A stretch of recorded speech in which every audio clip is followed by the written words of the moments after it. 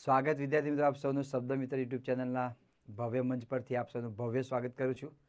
આજના સેશનમાં આપણે સાહિત્યિકનો પ્રારંભ કરી રહ્યા છીએ. સાહિત્યને પ્રારંભિક વાતની અંદર આપણે એક એવા અદ્ભુત સાહિત્યકારની વાત કરવાની છે દોસ્તો. એની પહેલાં એક અગત્યની વાતને પણ મિત્રો માઇન્ડમાં ઉતારજો. આ ચેનલને સબસ્ક્રાઈબ કરો, આપના મિત્રો સુધી શેર કરો, લાઇક્સ કરો. આપનો પ્રતિભાવ જે છે એ પ્રતિભાવને અવશ્ય તમે જણાવો. આની સાથે આજના આ સેશનમાં એક એવા સાહિત્યકારની મિત્રો મારે વાત કરવી છે. તમે જાણો છો છતાં અજાણો છો, અજાણ છો છતાં તમે જાણો છો, એવા આ અદ્ભુત સાહિત્યકારની મારે વાતચીત કરવી છે. તો આપ સૌનું હાર્દિક હાર્દિક સ્વાગત. આપ સૌ જાણો છો સાહિત્યકારને નરસિંહ મહેતા. નરસિંહ મહેતા નામ સાંભળતા જ આપણને જુનાગઢ, તળાજા ગામ, ભગવાન શ્રી કૃષ્ણના અનન્ય પરમ ભક્ત, એમની જન્મભૂમિ, એમની કર્મભૂમિ, આ ઉપરાંત એમની કેટલી વિવિધ રચનાઓ આપણા નજર સમક્ષ તરવરવા લાગે. 5મા ધોરણમાં અભ્યાસ કરનારા બાળકને પણ નરસિંહ મહેતા કોણ છે, એમનું કયું કાવ્ય અમારા પાઠ્યપુસ્તકમાં છે, એની પણ એમને ખાસ એમને ખબર હોય છે. મિત્રો, આ સેશનમાં નરસિંહ મહેતા જે ભક્તિયુગના, જે મધ્યકાલીન સમયના, મધ્યયુગના આ જે સાહિત્યકાર જે છે, ભક્તિયુગના પણ કહો કે નરસિંહયુગના કહો કે મધ્યયુગના કહો, એવા આ નરસિંહ મહેતા વિશે મિત્રો મારે વાતચીત કરવી છે. નરસિંહ મહેતા વિશેની જે માહિતી જે છે તમારે દરેક પરીક્ષામાં કોઈ ને કોઈ પણ સ્વરૂપે તમારે કામમાં આવશે. કદાચ જો આપણને એનો વિડીયો લાંબો લાગે તો જે જરૂરી બાબત છે, જે પરીક્ષા જે છે એના અનુસંધાનમાં તમારે ધ્યાનમાં લેવી. કારણ કે દરેક બાબતને મારે આપની સમક્ષ એ રીતે પીરસવી છે કે નરસિંહ મહેતાને લગતો કોઈ પણ પ્રશ્ન પરીક્ષામાં પૂછે, ભિન્ન ભિન્ન પરીક્ષામાં આને અનુલક્ષીને પ્રશ્ન પૂછાતો હોય છે, તો દરેક એ બાબત તમને ત્યાં આગળ ખ્યાલ આવી શકે. એવા નરસિંહ મહેતાના ચરણારવિંદમાં પ્રણામ કરી અને આપણે તેમના જીવન વિશેની, એમના કવન વિશેની આપણે અદ્ભુત માહિતી મેળવીએ. તો આપ સૌનું સ્વાગત છે નરસિંહ મહેતામાં, ભક્તિયુગના આ સાહિત્યકાર. નરસિંહ મહેતાના જન્મ વિશેની આપણે વાત કરીએ તો મિત્રો, ભક્તિયુગનો જે સમય જે છે એ હેમચંદ્રાચાર્ય યુગ પછી આ યુગ આવે. ભક્તિયુગની અંદર મોટે ભાગે પદ્ય સાહિત્યની રચના થઈ છે. એમાં ક્યાંક ભજનો છે, રાસ છે, ગરબા છે, આરતી છે, આવા પદ્યની જ રચના ત્યાં આગળ થઈ છે. એમાં આ ભક્તિયુગના પ્રથમ કવિ, પ્રથમ સાહિત્યકાર, ગુજરાતી ભાષાને આજે પણ ઉન્નત શિખરે પહોંચાડનારા એવા આ સાહિત્યકાર, પ્રથમ કવિ આ ભક્તિયુગના હતા. જન્મ એમનો તળાજા ગામમાં, જિલ્લો ભાવનગર, અને એમની જન્મભૂમિ ઉપરાંત એમની જે કર્મભૂમિ તમે લો તો જુનાગઢ, જે આજે પણ જુનાગઢમાં એમની સ્મૃતિરૂપે ઘણાય આપણને કેટલી સંસ્કૃતિ, એમના જે લેખન કળા જે છે, એમનું જે સાહિત્ય સ્વરૂપ જે છે, એમની ભક્તિ સ્વરૂપ જે છે, એમનું જે ઉપાસના સ્વરૂપ જે છે, આ દરેક બાબતમાં આપણે ક્યાંય ને ક્યાંય અર્થમાં આપણને જોવા માટે મળતી હોય છે. મિત્રો, આપ સૌ જાણો છો કે નરસિંહ મહેતાના જે એમના ભાઈ હતા, એમના જે ભાભી હતા, એમાં ભાઈ કરતાં ભાભીનો ત્રાસ વધારે હતો. તો આ ભાભીના ત્રાસના કારણે તેમને ઘર છોડ્યું. એમને ગોપેશ્વર મહાદેવની આરાધના કરી, ભગવાન શિવની આરાધના કરી. ભગવાન શિવ તેને પ્રસન્ન થયા અને ભગવાન શિવે કહ્યું કે માગ તે માગ, હું તને આપું. તારે નરસિંહ મહેતાએ માત્ર ને માત્ર મિત્રો એટલું જ માગ્યું. આપણે શું માગીએ? આપણે તો ગાડી માગીએ, પરીક્ષામાં IMP શું આવે છે એ માગીએ, આર્થિક સંપત્તિ માગીએ, પણ નરસિંહ મહેતાએ મિત્રો આમાંથી કશું માગ્યું નહીં. નરસિંહ મહેતાએ એક જ પંક્તિમાં એટલું માગ્યું. ભગવાન શિવને એવું કહ્યું કે તમને જે પ્રિય છે એ મને આપો. જો કે એ પંક્તિ જે છે એ પદ્યમાં છે, પણ એનો અર્થ આ રીતે થાય છે કે ભગવાને એવું કહ્યું કે તમને જે પ્રિય છે એ મને આપો. તો ભગવાન શિવને કૃષ્ણની જે રાસલીલા હતી એ પ્રિય હતી. ભગવાન શિવે તો તથાસ્તુ કહી દીધું, પણ પ્રશ્ન એ થયો કે સ્વર્ગમાં આ દેહ સાથે માણસને લઈ જવું કેવી રીતે? પરંતુ વચન પાળ્યું. ભગવાન શિવે નરસિંહ મહેતાને કૃષ્ણ લીલાના જે રાસલીલા જે હતી એના દર્શન કરાવે. એમાં એવી પણ એક કથા છે કે નરસિંહના હાથમાં મસાલ પકડવામાં આવી અને નરસિંહ મહેતા આ શ્રી કૃષ્ણની રાસલીલાને જોવામાં એટલા બધા મગ્ન બની ગયા કે જે હાથમાં મસાલ હતી, આ મસાલમાં તો જે તેલ જે છે એને રેડવું પડે, પણ નરસિંહ મહેતા તેલ એમાં પૂરવાનું ભૂલી ગયા અને મસાલ બળતી બળતી બળતી બળતી હાથ ઉપર આવીને તેમનો હાથ બળવા લાગે. છતાં પણ નરસિંહ મહેતાને ભાન ન રહ્યું, કારણ કે તે એ સાક્ષાત શ્રી કૃષ્ણના દર્શન કરવાની અંદર જે અલૌકિક જે દ્રશ્ય હતું એમાં એટલા બધા મગ્ન બની ગયા હતા કે એમની બહાર નીકળી ન શક્યા. આ દ્રશ્ય એ જ્યારે રાધાએ જોયું ને કહ્યું કે ભગવાન તમારો જે ભક્ત જે છે તેનો હાથ બળી રહ્યો છે, ત્યારે ભગવાન શ્રી કૃષ્ણ દોડતા દોડતા તેની પાસે ગયા અને નરસિંહને એમાંથી તેમને બહાર કાઢે. આવી પણ એક કથા છે. નરસિંહ મહેતા એટલે મિત્રો ભગવાન શ્રી કૃષ્ણના અનન્ય, એની ઉપમા પણ આપી કદાચ અશક્ય આપણને લાગે એવા આ પરમ ભક્ત હતા. ભાભીના મેના ટોણાથી કંટાળી અને જે કંઈ એમના જીવનમાં જે કંઈ ઘટના બની, આ દરેક ઘટનાઓના સાક્ષી તરીકે શ્રી કૃષ્ણ રહેલા છે. અહીંયા જે નરસિંહ મહેતા વિશે જે પ્રચલિત જે વાતો જે છે, જે કથા જે છે, જે દંતકથા જે છે, એનું મિત્રો હું વર્ણન ત્યાં આગળ કરું છું. જો કે નરસિંહ મહેતા ઉપર પણ પીએચડી કરવાવાળા ઘણા બધા વિદ્યાર્થીઓ છે કે જેને નરસિંહ મહેતાના છેક એમના પાયા સુધી પહોંચી અને તેમનું શિખર સુધી પહોંચેલા છે અને નરસિંહ મહેતા વિશે આપણને આ સાહિત્ય જગતમાં તેમને અદ્ભુત જ્ઞાન આપેલું છે. હું કદાચ એમ કહું કે મારી પંક્તિ તમને અતિશયોક્તિ લાગશે, પણ નરસિંહ મહેતાની પંક્તિઓ જે છે, એમની જે રચનાઓ જે છે એ મિત્રો આપણને પરમ તત્વ સુધી લઈ જાય એવી અદ્ભુત રચનાઓ છે. એના જો પંક્તિને સમજવામાં આવે, એની પદોને સમજવામાં આવે તો નરસિંહ મહેતાની જે કાવ્ય કૃતિઓ જે છે, એમના જે ભક્તિ ગીતો જે છે, અદ્ભુત એમના આ રચનાઓ મિત્રો આપણને નરસિંહ મહેતાએ આપેલી છે. નરસિંહ મહેતા, એમની પત્નીનું નામ માણેકબાઈ, એના પુત્રનું નામ શામળશા, એમની દીકરીનું નામ કુંવરબાઈ. નરસિંહ મહેતાની જે દીકરી જે છે એના જીવનમાં પણ કેટલીક પ્રસંગો બન્યા કે જ્યાં શ્રી કૃષ્ણ એમનું મામેરું પૂરવા માટે આવ્યા અને નરસિંહ મહેતાનો સંબંધ જે છે એ વડનગરમાં તાનારીરી સુધી ત્યાં આગળ પહોંચે છે. તો આ નરસિંહ મહેતા જુનાગઢનો ભાવનગર જોડે આવેલા તળાજા ગામનો નાગર બ્રાહ્મણ, જે બ્રાહ્મણના જે વર્ણ જે છે એમાં આ સૌથી ઉચ્ચ જ્ઞાતિ ગણાય છે, નાગર બ્રાહ્મણ ગણાય છે. નાગરી નાથ જમવા માટે આવે છે ત્યારે એમની મસ્કરી કરે છે. પિતાજીનું શ્રાદ્ધ હોય છે ત્યારે એમને ઘરમાં કશું હોતું નથી, છતાં શ્રાદ્ધ કરવું કેવી રીતે એની ચિંતામાં ભગવાન શ્રી કૃષ્ણ આવીને અને તેમને શ્રાદ્ધ પૂર્ણ કરે છે, એની ઊંડી સ્વીકારે છે, સામળસાનો વિવાહ પૂર્ણ કરે છે, કુંવરબાઈનું મામેરું પૂર્ણ કરે છે. દાન લીલા પણ એમને અદ્ભુત રચના આપેલી છે. દાન એટલે જકાત.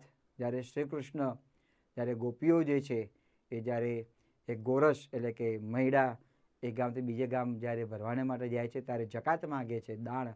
અને એ પણ આ ગીત છે, હારી દાણ માગે કાનુડો દાણ માગે. આવી અદ્ભુત રચના મિત્રો આપણને નરસિંહ મહેતાએ આપેલી છે. તો નરસિંહ મહેતાનું જે પ્રિય ભજન જે છે એ પણ આપણે જાણીએ છીએ, વૈષ્ણવ જન તો તેને રે કહીએ જે પીડ પરાઈ જાણે રે. આવી અદ્ભુત રચના આપનારા નરસિંહ મહેતા વિશે આપણે જોઈએ તો જન્મ તેમનો તળાજા, જિલ્લો ભાવનગર, કર્મભૂમિ એમની જુનાગઢ. તમને કહ્યું એ પ્રમાણે કે ગોપેશ્વર મહાદેવની ઉપાસના કરી જુનાગઢને તેમને કર્મભૂમિ બનાવી. આજે પણ જુનાગઢની અંદર ભવનાથ તળેટીની અંદર નરસિંહ મહેતાની યાદ સ્વરૂપે ઘણી બધી આપણને ત્યાં સંગ્રહ જોવા માટે મળે છે. આ ઉપરાંત દામોદર કુંડ પણ ત્યાં આપણને જોવા માટે મળે છે. નરસિંહ મહેતા મિત્રો એમને કોઈ શાળા કોલેજમાં કોઈ જગ્યાએ અભ્યાસ કરેલો નહોતો, છતાં પણ ગોડ ગિફ્ટ ભગવાનના આશીર્વાદથી એમને એમની ભાષાની અંદર આપણને અદ્ભુત ભક્તિ ગીતો આપણને આપેલા છે. અને આપણને નવાઈ તો ત્યાં લાગે છે કે મિત્રો ઝૂલણા છંદમાં પણ આ કવિ આપણને અદ્ભુત રચના આપેલી છે. એટલે નરસિંહ મહેતાનો પ્રિય છંદ ઝૂલણા છંદ, જે માત્રા મેળ છંદની અંદર સૌથી વધારે માત્રા ધરાવનારો આ છંદ છે એ ઝૂલણા છંદ છે. જન્મ તળાજા, જિલ્લો ભાવનગર, કર્મભૂમિ તેની જુનાગઢ. પુત્રીનું નામ, દીકરીનું નામ છે કુંવરબાઈ અને દીકરાનું નામ છે શામળદાસ, શામળશા પણ કહેવામાં આવે. એમની પત્ની એનું નામ છે માણેકબાઈ. હવે આ સુધી તો આપણને એમની જે જન્મ કુંડળી જે છે એ આપણને ખ્યાલ પડ્યું. એમના પિતાજીનું નામ જે છે મિત્રો કૃષ્ણદાસ હતું. એટલે આખું નામ જે છે આ રીતે આવશે, નરસિંહ કૃષ્ણદાસ મહેતા અને એમની માતુશ્રીનું નામ જે છે એ દયાકોર હતું. માતુશ્રી દયાકોર, પિતાજીનું નામ જે છે કૃષ્ણદાસ, પત્નીનું નામ માણેકબાઈ. અને જો કે પરીક્ષામાં પત્નીનું નામ પૂછતા જ નથી અને આમે કોઈ પૂછતા નથી, એટલે પૂછતા તો નથી, પણ દીકરીનું નામ, માતાનું નામ, પિતાનું નામ આપણે યાદ રાખવું ત્યાં આગળ જરૂરી છે. એમનું કયું કયું સાહિત્ય વખણાય છે તો મિત્રો આપણને એમને આપેલા છે ભક્તિપદો આપણને આપેલા છે. પ્રભાતિયા, પ્રભાતિયા સવારના અમુક સમય જે છે એ સમયમાં આ પ્રભાતિયા ગાવામાં આવતા હોય છે. બપોરે ગાઈએ તો તેનું જે એને પ્રભાતિયા ન કહેવાય, પ્રભાતિયાનું જે એની ઇફેક્ટ, એની જે અસરો પડવી જોઈએ એ પ્રભાતિયા પ્રાતઃકાળે જ્યારે ગાવામાં આવતા હોય ત્યારે. નરસિંહ મહેતા જુનાગઢમાં જ્યારે એમને કર્મભૂમિ બનાવી અને દામોદર કુંડમાં જ્યારે સ્નાન કરવા માટે જતા અને જે પદ ગાતા એ પદ જે છે રામગરી રાગમાં એ ગાતા હતા. કયો રાગ છે તેનો? રામગરી. અને આ ભજનનો પ્રકાર છે મિત્રો, ભજનના પ્રકારો બતાવેલા છે એમાં ભજનનો એક પ્રકાર છે રામગરી.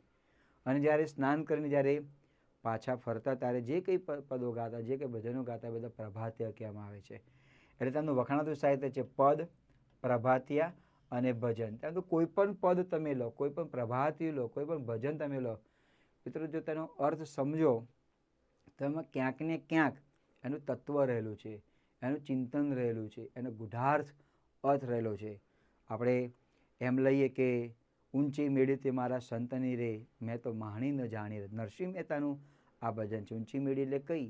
માણસનું મૃત્યુ થાય છે ત્યારે તેનો જે જનાજો જે છે તેની જે સ્મશાન યાત્રા નીકળે છે એ અડધા પહેરાને અડધા પાથરે, એમાં જીવનની ફિલોસોફી શું છે એનું ત્યાં આગળ વર્ણન આપેલું છે. વૈષ્ણવજનનું એકાદું લક્ષણ આપણામાં હોય ને તો પણ આપણે વૈષ્ણવજન કહી શકીએ. ભલે પૂરેપૂરા લક્ષણ ના હોય પણ એકાદું લક્ષણ હોય તો પણ આપણને લાગે કે આપણે વૈષ્ણવજનમાંથી એક લક્ષણ તો ધરાવીએ છે ને. વૈષ્ણવજન તો તેને રે કહીએ જે પીડ પરાઈ જાણે રે, પર દુખે ઉપકાર કરે પણ મન અભિમાન ના આને રે. તો આ વૈષ્ણવજન ગાંધીજીનું પ્રિય ભજન આ રહીએ. અને ગાંધીજી સિવાય પણ આપણે તો પ્રિય ભજન આપણે બનાવવું જોઈએ કે એ શ્રેષ્ઠ વ્યક્તિ બનવા માટે, સમાજનો એક શ્રેષ્ઠ નાગરિક બનવાને માટે, રાષ્ટ્રનો સારો નાગરિક બનવાને માટે, સમાજનો સારો નાગરિક બનવાને માટે આવા ગુણ આપણામાં હોવા ત્યાં જરૂરી છે. આવા આ નરસિંહ મહેતાને આગળ આપણે વાત કરી, એમને જે મોટેભાગે કાવ્ય આપ્યા એના ઝૂલના છંદનો આમને પ્રયોગ કર્યો છે. એટલે ઝૂલના છંદમાં હોય તો આપણો સાહિત્યકાર નરસિંહ મહેતા. ત્યાર પછી આધુનિક કવિ અને ભક્તિયુગના પછીના જે સાહિત્યકારો જે થયા એમને પણ એમની રચનામાં ઝૂલના છંદનો ઉપયોગ કરેલો છે.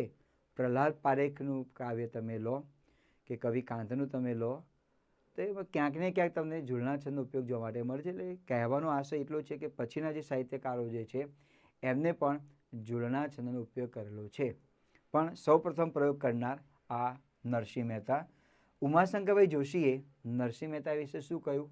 નરસિંહ મહેતાના વિશે બહુ અદ્ભુત શબ્દો આપ્યા અને કહ્યું કે ભાઈ નરસિંહ મહેતા જે છે ને એ તો ગુજરાતી ભાષાના આદિ કવિ છે. આદિ એટલે પ્રારંભિક કવિ છે.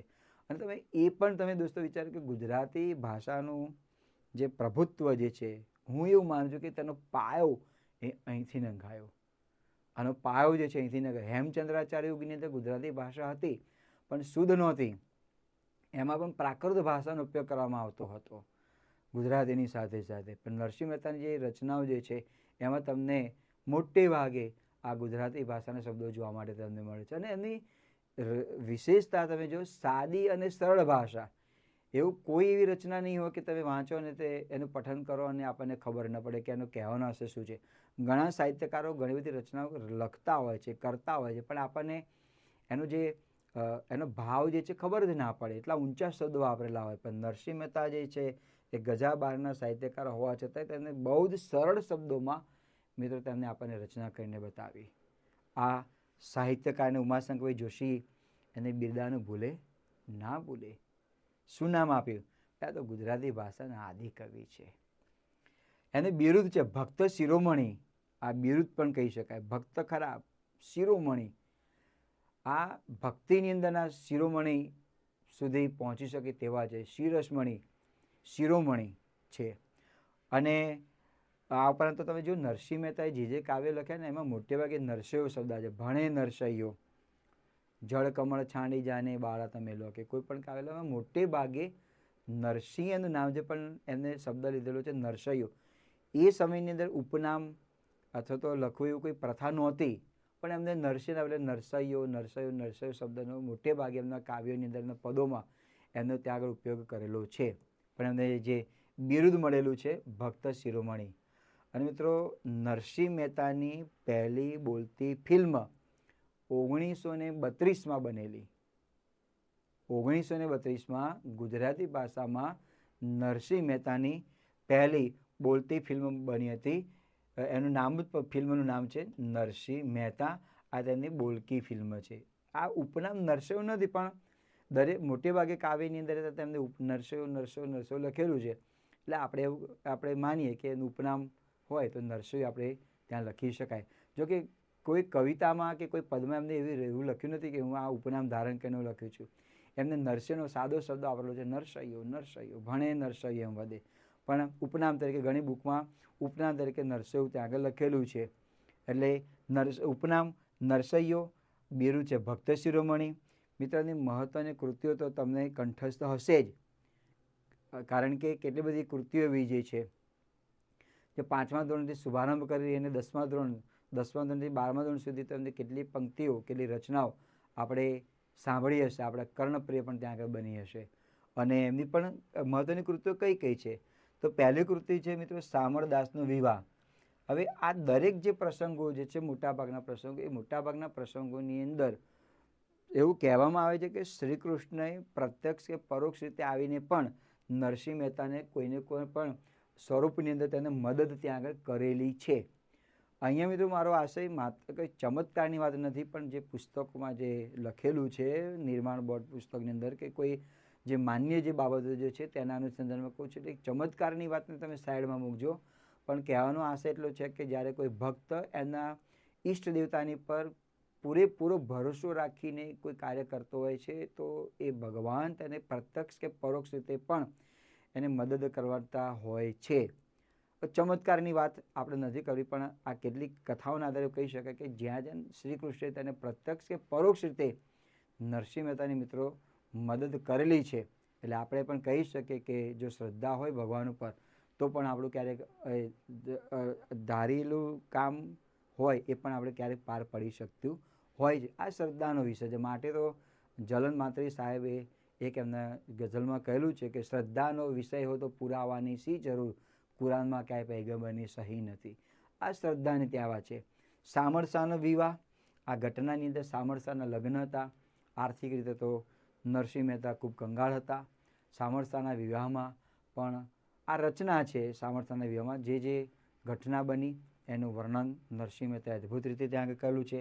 કુંવરબાઈનું મામેરું, એમના શાસ્ત્રી પક્ષવાળાએ કુંવરબાઈને મામેરામાં ઘણું બધું લખીને આપ્યું, શું લાવું શું નહીં એ બધું મામેરું, અને ત્યાં લઈ જવાનું હતું. લખેલી ચિઠ્ઠી શ્રી કૃષ્ણ ચરણોમાં અર્પણ કરી. એવું કહેવાય છે કે શ્રી કૃષ્ણએ આ કુંવરબાઈનું મામેરું પણ તેને પૂર્ણ ત્યાં આગળ કર્યું હતું.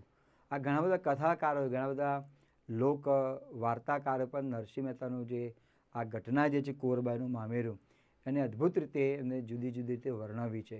શ્રાદ્ધનો પ્રસંગ હોય, કુંવરબાઈના મામેરાનો હોય, કે શામળશાના વિવાહનો હોય, આ સારા એવા કથાકારો કે સારા એવા લોકકથાકારો એમને આગવી શૈલીમાં તેનું વર્ણન કરેલું છે. પછી હુંડી, આ હુંડીની પણ ઘટનામાં એવું છે કે એ સમયની અંદર ચોર લૂંટારાનો ડર હતો અને લોકો લૂંટી નાખતા. એટલે ગામમાં પ્રવેશેલા કોઈએ કહ્યું કે મારે એક જગ્યાએ બીજા સ્થળે જવું છે, તો મારે હુંડીનો સ્વીકાર કોણ કરશે? તો એ વખતે પણ વિરોધી પક્ષ તો હતો જ. એટલે વિરોધ પક્ષે પહેલાં કહ્યું કે એ સામે માણસ બેઠો ને તમે એને આપો, કે તો નરસિંહ એને આપી આવો, એ તમારી ઊંડી તમને પહોંચતી કરશે. નરસિંહ મહેતાની ઊંડી શું છે શું નહીં ખબર નહીં, પણ સ્વીકારી લીધી. અને એમને જ્ઞાન થયું કે અરે આ તો જે વેપારી ત્યાં ગયા છે એને પહોંચતી કરવાની છે, હવે શું કરવું, કેવી રીતે પહોંચતી કરવી? ત્યારે નરસિંહ મહેતાની પાસે એક જ પ્રકારનો મોબાઈલ હતો, એ મોબાઈલ હતો કરતાલ. એ તરત જ એમને રિંગ જોડી, એટલે કે મોબાઈલ તમને જોડ્યો, અને એની જે રિંગ જે છે એ શ્રી કૃષ્ણના મોબાઈલમાં વાગી, અને તરત જ એવું કહેવાય છે કે શ્રી કૃષ્ણ એ ઊંડીનો જે ઘટના હતી એને નિર્વિઘ્ને તેને પૂર્ણ કરી. અને એના પરથી આ એક પદ પણ છે, મારી હુંડી સ્વીકારો મહારાજ રે શામળા ગિરધારી. ભગવાનને એક શામળા એટલે શ્રી કૃષ્ણ ગિરધારી, જેને પર્વતને ધારણ કર્યું છે, એવા ભગવાન શ્રી કૃષ્ણ તમે મારી હુંડીનો તમે સ્વીકાર કરો. બહુ મોટી પદ રચના છે, એમાં જુદા જુદા પ્રસંગોનું પણ વર્ણન છે. અને આખરે ભગવાન શ્રી કૃષ્ણ એ સામળસા શેઠનો સ્વરૂપ ધારણ કરી આવ્યા અને હુંડીનો સ્વીકાર કરે છે. બહુ આવી ઘટના પણ ત્યાં આગળ જોવા માટે મળે છે. હાર, મંદિરમાં હાર ચોરાઈ ગયો હતો, તેનો આરોપ નરસિંહ મહેતા પર આવ્યો અને નરસિંહ મહેતાએ તરત જ ફરી પાછું એનો જે મોબાઈલ હતો એ મોબાઈલનું નેટવર્ક ત્યાં સુધી જોડ્યું, એટલે મોબાઈલ હતા એટલે તેમની કરતાલ વગાડી અને નરસિંહ મહેતાએ એ શ્રી કૃષ્ણને આજીજી કરી. તો ઓરિજિનલ જે ચોર હતો એ ચોર પકડાયો. એ પણ પદ તેમનું છે. શ્રાદ્ધ, નરસિંહ મહેતાના પિતાનું શ્રાદ્ધ હતું, ઘરમાં ખાવાને માટે કશું હતું નહીં. નાગરી બ્રાહ્મણની નાત ભેગી થઈ છે, આમંત્રણ આપી દીધું. તપેલું લઈને ઘી લેવા માટે નીકળ્યા. રસ્તામાં જતાં જતાં એમને કેટલાક ભક્તો મળ્યા અને કહ્યું કે મહેતાજી તમે અમને ભજન તો સંભળાવો. તપેલી સાઈડમાં મૂકી અને ભજનો ગાવા માટે બેસી ગયા. આ બાજુ ગોરાણી રાહ જુએ પણ કોઈ આવ્યા નહીં. બહુ ચિંતા થવા માંડી. એવું કહેવામાં આવે છે કે શ્રી કૃષ્ણને આ જાણ થઈ ત્યારે શ્રી કૃષ્ણ નરસિંહનું રૂપ ધારણ કરી આવ્યા અને સાધની ઘટનાને પૂર્ણ કરી. એ પણ આ તેમની અદ્ભુત રચના છે. પછી દાન લીલા, દાન એટલે જકાત. દાન લીલાની અંદર શ્રી કૃષ્ણ જે ગોપીઓ જે એમના મૈડા એ બીજા ગામમાં વેચવા માટે જતા ત્યારે જકાત માગતા અને એના પરથી પણ એક સુંદર મજાનું ગીત છે, દાણ માગે કાનુડો દાણ માગે. દાણ એટલે જકાત માગે છે. પછી સુદામા ચરિત્ર, આ સુદામાના અનુલક્ષીને એમને લખેલું છે. તો સુદામા ચરિત્ર જે છે ને એ એવું કહી શકાય કે આખ્યાનના બીજાંકુરણ અહીંથી થયેલા, પણ શુદ્ધ સ્વરૂપનું આખ્યાન નહોતું. આખ્યાનનું બીજાંકુરણ અહીંથી રોકાયેલા હતા. એ શુદ્ધ સ્વરૂપનું બીજાંકુરણ હતું નહીં. અને શુદ્ધ સ્વરૂપ પછી તો આખ્યાનના પિતા તરીકે આપણે ભાલણને કહીએ છીએ. પછી ભાલણ પછી આપણે જે પ્રેમાનંદ આવ્યા, એ પ્રેમાનંદે તો આખ્યાને સરસ મજાનું મઢ્યું અને ગાયું અને આપણે માણભટ્ટની સાથે તો ઓળખીએ છીએ. પણ એનું જે બીજાંકુરણ જે છે ને એ નરસિંહ મહેતાએ સુદામા ચરિત્ર લખ્યું ત્યારથી એનું બીજાંકુરણ થયું. નરસિંહ મહેતા તેને આખ્યાન સ્વરૂપ એવું કોઈ શબ્દનો ઉપયોગ ત્યાં આગળ કરેલો નથી. પણ સુદામા ચરિત્રની અંદર સુદામા વિશેનું જે છે એનું આખું ત્યાં આગળ વર્ણન કરવામાં આવ્યું છે. સુદામા પણ પોતે ગરીબ બ્રાહ્મણ હતા અને આનું વર્ણન ત્યાં આગળ છે. એમના પણ મિત્ર જે છે દ્વારિકાનો રાજા શ્રી કૃષ્ણ હતા અને એ શ્રી કૃષ્ણ અને બંને એક જ ઋષિના આશ્રમમાં ભણતા હતા, સાંદીપની ગુરુના આશ્રમમાં અભ્યાસ કરતા હતા. આ બધું વર્ણન એ સુદામા ચરિત્રમાં ત્યાં આગળ છે. નાગદમન, એ તો આપ સૌ જાણો છો, યમુના નદીની અંદર જે કાળિયો નાગ જે છે એ પ્રજાજનોને, નિર્દોષ પ્રજાજનોને એમ કેમ પ્રકારે જ્યારે હેરાન કરતા હતા ત્યારે નાગનું દમન કર્યું. પણ નાગનું દમન કરવા માટે ગેડી દડાની રમત રમતા રમતા દડો જે યમુના નદીમાં પડ્યો ત્યારે બાળ કાનુડો જે છે યમુના નદીમાં કૂદ્યો અને નાગનું દમન કર્યું. આજે પણ કેટલાક નાગ દમન કરવાની જરૂર છે. ભ્રષ્ટાચારરૂપી નાગ દમન છે, નિર્દોષ લોકોને એને હેરાન પરેશાન કરવા છે એ પણ નાગ દમન છે, મોંઘવારીનું નાગ દમન છે. એટલે આ રૂપક છે. ઘણામાં શંકા કરે છે, પોતાની કક્ષા પ્રમાણે શંકા કરે, પણ એક રૂપક છે કે આજે પણ સમાજમાં આવા નાગને નાથવાની જરૂર છે. ભ્રષ્ટાચારનું નાગ દમન છે. આજે કેટલી બહેન દીકરીઓ સલામત નથી, એને પણ આપણે જેને કહેવાય કે આ જે ગંદી પ્રથા જે પ્રચલિત બની છે એને પણ નાથવાની ત્યાં આગળ જરૂર છે. આ એક રૂપક ત્યાં આગળ બતાવ્યું છે. આ નાગદમન છે ત્યાં આગળ. તો આ નરસિંહ મહેતા પણ નાગદમનના રૂપક દ્વારા આપણને કહ્યું, જળ કમળ છાંડી જાને બાળા સ્વામી અમારો જાગશે તો તને મારશે મને બાળ હત્યા લાગશે. સાહેબ અદ્ભુત આ એમની રચના છે. કોઈ પણ બાળક એની કાલી ગેલી ભાષામાં પણ ગાઈ શકે એવું. અને કહે છે કે તું જળ કમળ એ રૂપક અલંકારની અંદર છે. જળરૂપી કમળ જે છે તું છોડીને જતો રહે બાળક. નાગણી કહી રહી છે ને તો સ્વામી જાગશે મારે માગશે. પછી તો આવે છે બેઉ બળિયા બાતે વળગ્યા. બે બળિયા, નાગ પણ બળ્યો છે અને આ બાજુ બાળકૃષ્ણ પણ બળ્યો છે. આવી અદ્ભુત રચના આ શ્રી કૃષ્ણે પણ નાગદમનમાં આપેલી છે. તો એમની આવી જે જાણતી જે કૃતિઓ જે છે એ કૃતિનું મિત્રો મેં અહીંયા આગળ વર્ણન કર્યું. હવે નરસિંહ મહેતાએ તો ઘણી બધી મિત્રો આપણને પંક્તિઓ આપેલી છે જે ધ્યાનમાં આવી છે, લખેલી છે. આ ઉપરાંત પણ જો તમે જે કંઈ વાંચતા હોય એ પણ તમે નોટ કરવાની, પણ જે મને અગત્યની લાગી એની તમારી સામે પીરસી રહ્યો છું. આ ઉપરાંત પણ તમે કોઈ કાવ્ય કે કોઈ વાંચતા હો તો પણ તમે જાણી લો કે રાઇટર કોણ છે. નરસિંહ મહેતા તો તમે યાદ રાખી શકો છો. ગુજરાત બોર્ડની ગુજરાતીની જે હોય ઇંગ્લિશ મીડિયમમાં પણ જે ગુજરાતી આવે છે એમાં પણ નરસિંહ મહેતાના કાવ્ય આવતા હોય છે. તે રાઇટરના તમે યાદ રાખો તો સારું રહેશે. તો આમની અદ્ભુત પંક્તિ છે, જાગને જાદવા કૃષ્ણ ગોવાળિયા, તુજ વિના જ્ઞાનમાં કોણ જાશે. અને ઘ નહીં વાંચવાનો અને ધ વાંચવાનો, ધ્યાનમાં. ધ્યાન એટલે ગાયો ચરવા માટે કોણ જાશે. આ પંક્તિ ઝૂલના છંદમાં છે. જાગને જાદવા કૃષ્ણ ગોવાળિયા, તુજ વિના ધ્યાનમાં કોણ જાશે. આ ઝૂલના છંદમાં છે. બીજી પંક્તિ છે, આપણે આપણા ધર્મ સંભાળજો.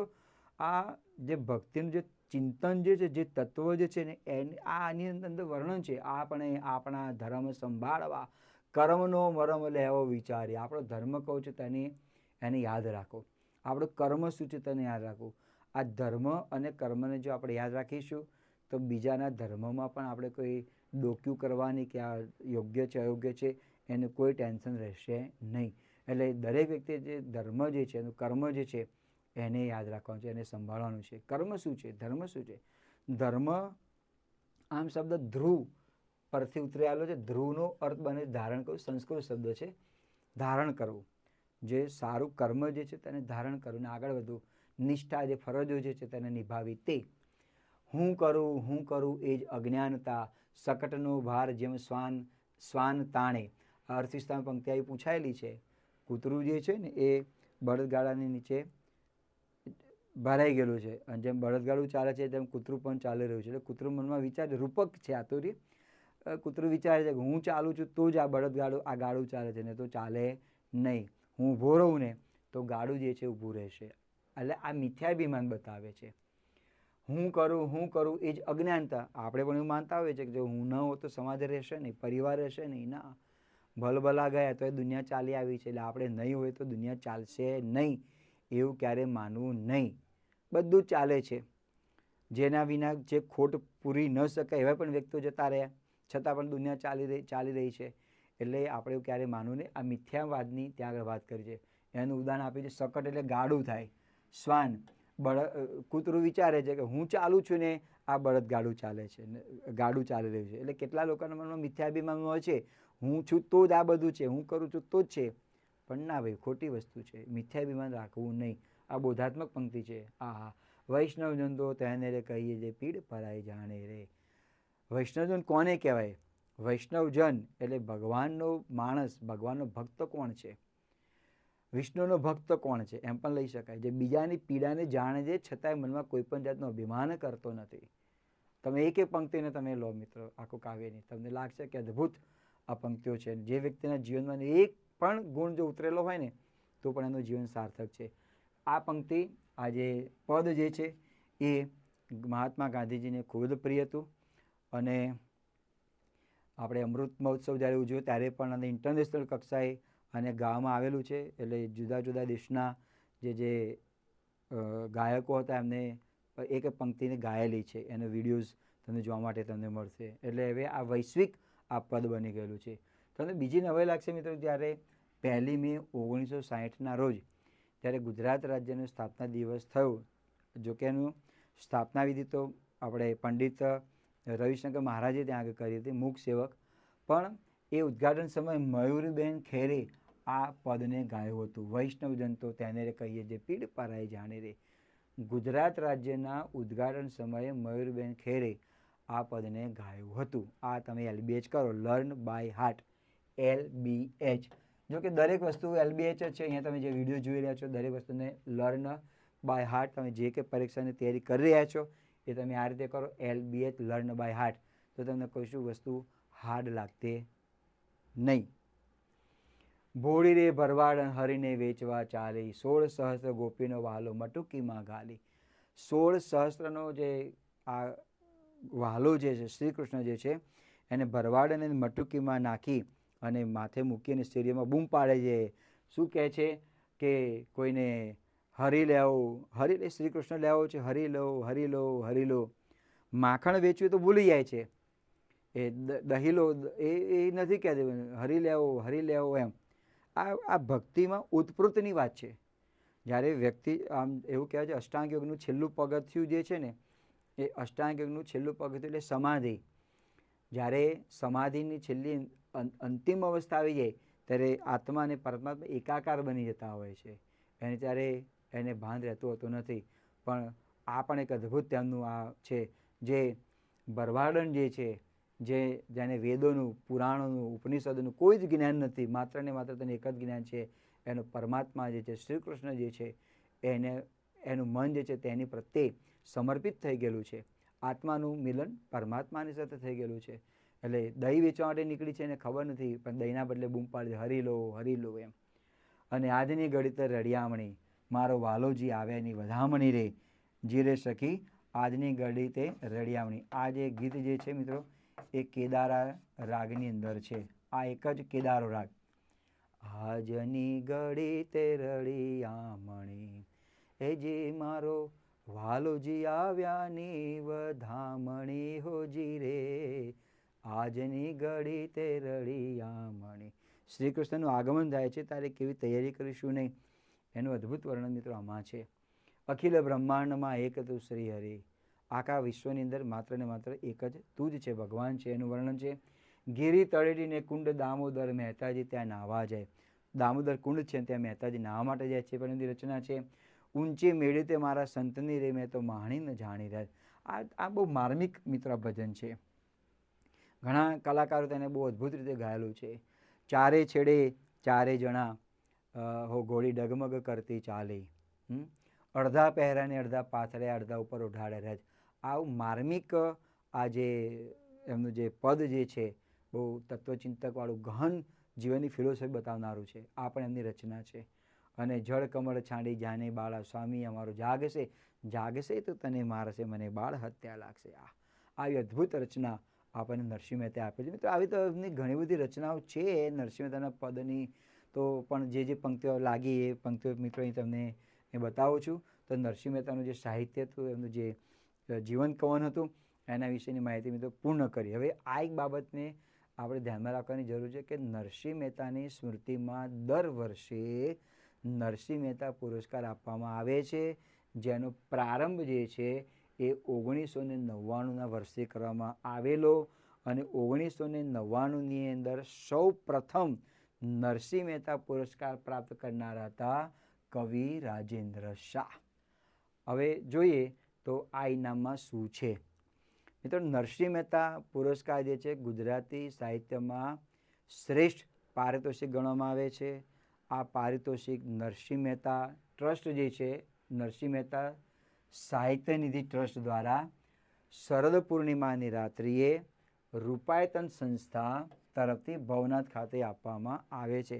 આમ તો મોટે ભાગે આ જે પુરસ્કાર જે છે આપણા પ્રખર રામાયણ કથાકાર મોરારી બાપુના વરદ હસ્તે આપવામાં આવી રહ્યો છે.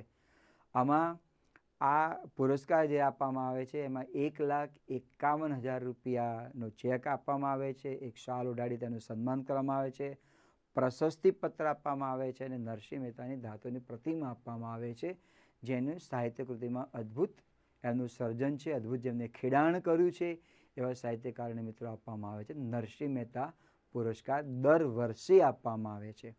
તો એના વિશે માહિતી મેળવી. આ પુરસ્કાર દર વર્ષે આપવામાં આવે છે ગુજરાત રાજ્યના જૂનાગઢ ખાતેના આદ્ય કવિ નરસિંહ મહેતાના સાહિત્ય નિધિ ટ્રસ્ટ દ્વારા શરદ પૂર્ણિમાની રાત્રે, આસો સુદ મહિનાની નવરાત્રિ પૂર્ણ થાય ને પછી જે શરદ પૂર્ણિમા જે આવતી હોય છે, આસો માસો શરદ પૂનમની રાત જો, તો આ શરદ પૂર્ણિમાની જે ચાંદનીની સાક્ષીમાં જે ચંદ્રમાંથી જે 16 કલાએ જે ચંદ્રમાં ખીલી ઉઠેલો હોય છે અને એમાંથી ધીરે ધીરે ધીરે ધીરે જે ઉતરતી જે ચાંદની જે છે, એ ચાંદનીની હાજરીમાં એની સાક્ષીમાં આ પુરસ્કાર મોરારી બાપુના વરદ હસ્તે આપવામાં આવે છે. હવે અહીંયા આનો પ્રારંભ જે છે 1999ના વર્ષથી કરવામાં આવેલો છે. તો સૌ પ્રથમ આ પુરસ્કાર પ્રાપ્ત કરનાર છે કવિ રાજેન્દ્ર શાહ. રાજેન્દ્ર શાહને 1999માં સૌ પ્રથમ પુરસ્કાર નરસિંહ મહેતાનો પ્રાપ્ત થયો હતો. એમનો ધ્વનિ કાવ્ય સંગ્રહ જે છે, ધ્વનિ કાવ્ય સંગ્રહને પણ મિત્રો જ્ઞાનપીઠ પુરસ્કાર પ્રાપ્ત થયો હતો. આપણા ગુજરાતી સાહિત્યમાં 4 સાહિત્યકારો એવા છે, આ પ્રશ્ન પૂછાઈ ચૂકેલો છે, એમને જ્ઞાનપીઠ પુરસ્કાર મળેલો છે. એમાંના આ એક રાજેન્દ્રભાઈ શાહ. કપડવંજમાં તેમનો જન્મ. આ એવોર્ડ આપવાનો પ્રારંભ 1999ના વર્ષથી કરવામાં આવ્યો હતો. 1,51,000 રૂપિયા, નરસિંહ મહેતાની ધાતુની પ્રતિમા અને પ્રશસ્તિપત્ર આપવામાં આવે છે. સૌપ્રથમ નરસિંહ મહેતા પ્રાપ્ત કરનાર કવિ રાજેન્દ્ર શાહ 1999માં મળ્યો હતો. તો આમાં અંતિમ અને પહેલો કોને મળે છે એ તમારે ખાસ ધ્યાનમાં રાખવાનું. તો પ્રથમ પુરસ્કાર પ્રાપ્ત કરનાર રાજેન્દ્ર શાહ. હવે 2024માં કોને મળ્યો તમને કહી દઉં. વર્ષ 2024ની અંદર પ્રાપ્ત કરનારા છે આપણા સાહિત્યકાર, એનું નામ છે કમલભાઈ વોરા. આ કમલભાઈ વોરાને 2024નો નરસિંહ મહેતા પુરસ્કાર પ્રાપ્ત થયેલો છે. 2025નું નામ ઘોષિત કરવામાં આવ્યું નથી. 2024 સુધી કમલભાઈ વોરા છે. 2025 વચમાં કોરોના કાળ દરમિયાન બંધ રાખવામાં આવ્યો હતો, તો સળંગ આપવામાં આવ્યો. 2020નો જવાહરલાલ બક્ષીને મળ્યો. 2021માં રાજેશભાઈ વ્યાસને મળ્યો અને મિસ્કીનાનું ઉપનામ. 2022માં યજ્ઞેશભાઈ દવેને મળ્યો. 2023માં ઉદયન ઠક્કરને મળ્યો અને લેટેસ્ટ અંતિમ નરસિંહ મહેતા પુરસ્કાર મળેલો છે એ આપણા જાણીતા એવા સાહિત્યકાર છે કમલભાઈ વોરાને આ પુરસ્કાર આપવામાં આવેલો છે. મિત્રો, આનો મૂળ હેતુ એટલો કે નરસિંહ મહેતાનું જે સાહિત્ય જે છે એનો ફેલાવો થાય, જે ગુજરાતી ભાષામાં રસ દાખવનારા જે સાહિત્યકારો જે છે ગુજરાતી ભાષાનું સંવર્ધન કરે અને ગુજરાતી ભાષા જે અત્યારે વેન્ટિલેટર પર જે છે એને પૂર્ણતઃ એને કોઈ ટેકાની જરૂર ન પડે, એને પૂર્ણતઃ પોતાના શ્વાસ ઉપર જ જીવે એવો હેતુ હોય છે કે જુદા જુદા પુરસ્કારો ગુજરાતી ભાષાના સાહિત્યકારને આપવામાં આવતા હોય છે. ભાષા બચાવનું એક મારા મંતવ્ય પ્રમાણે ભાષા બચાવનું એક અભિયાન પણ તેને કહી શકાય, એ મારું મંતવ્ય છે. પણ આ સાહિત્ય પણ એવો આશય રાખે છે કે શ્રેષ્ઠ ગુજરાતી સાહિત્યમાં રચનાઓ થાય કે જેના કારણે એક સારો એવો સમાજની આપણે રચના કરી શકીએ, સુસંસ્કૃત સમાજની આપણે રચના કરી શકીએ. એવા મિત્રો નરસિંહ મહેતાના પુરસ્કારને આપણે ત્યાં વાત કરી. મિત્રો, તો આ સાથે નરસિંહ મહેતાનું જે જીવન અને કૌશલ્ય છે એની ત્યાં તમારા સામે અદ્ભુત માહિતી તમને મિત્રો આપી. આવા અવનવા વિડીયોઝને જોવાને માટે મિત્રો ચેનલને લાઇક કરજો, સબસ્ક્રાઈબ કરજો, તમારા મિત્રો સુધી શેર કરજો. આપનો પ્રતિભાવ જે છે અવશ્ય કોમેન્ટમાં જણાવજો. અને મિત્રો કે જેના કારણે આપને આવનારા જે વિડીયો જે છે તેના વિશેની આપણને રસપ્રદ માહિતી મળશે. મિત્રો, આપ સૌનો ખૂબ ખૂબ આભાર. જય હિન્દ, જય જય ગરવી ગુજરાત.